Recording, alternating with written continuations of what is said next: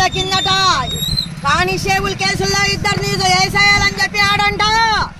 నాకు వార్త తెలిసిందే నా కొడుకుకు చెప్పినాను, నాయన వద్దు ఈ వార్త తెలిసింది కన్నారు అంటే అమ్మ మంత్రితో చెప్పి అమ్మా అన్నాడు.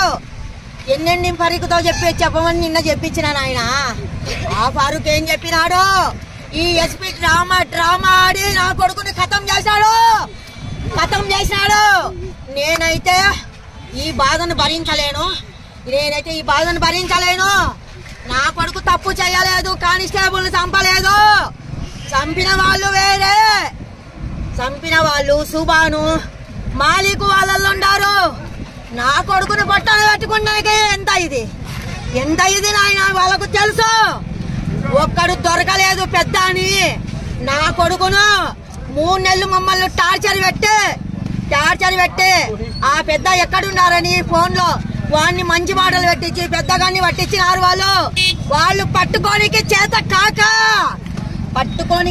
కాక పెద్ద రాజకుమారును పెట్టుకోనికి చేత కాక నా కొడుకుని కుమ్మక్కయ్యి 3 నెలలు మమ్మల్ని ఫ్యామిలీ మొత్తం సఫర్ చేసినారు. చేసే నా కొడుకును సరే నాయన పట్టిస్తాను, ఈ సఫర్ మాకొద్దు అని వాడు ఊరు అన్నం నీళ్లు లేకుండా తిరిగి వాడిని పట్టించినాడు నాయన.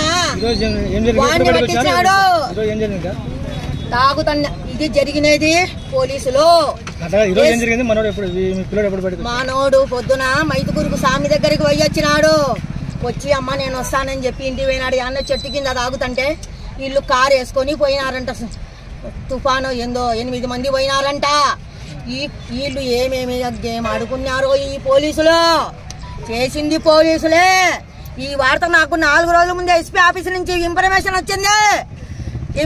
వచ్చింది. దానికి చెప్పిన రికార్డింగ్ కూడా ఉంది. నాకు చేయాల్సిన సాయం ఒక్కటి సాయి. ఎస్పీ చేపించినాడు. ఎస్పీ రాణా ఏం పేరు సింగా ఆయననే చేపించినాడు.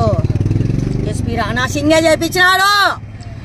మా కొడుకు ఏ శత్రువులు లేరు. ఈ లుంగొక మాట కూడా చెప్పినారు. ఇంతకుముందు నా కొడుకు బయటకు వచ్చినప్పుడు ఏమని టాక్ వచ్చింది, ఈ సంజీవ మనుషులు చేసినట్టు పోలీసు వాళ్ళు చేపిస్తారంట అని చెప్పి ఆ టాక్ వచ్చింది. ఆ టాక్ కూడా వచ్చింది నాయన. మేము ఎవరి సొమ్ము తినడం లేదు నాయన. మేమేమి మిద్దెల మేడలు కట్టాలా, కట్టిన నా కొడుకులు ముంచిన నా కొడుకులు బతకమని నాయన.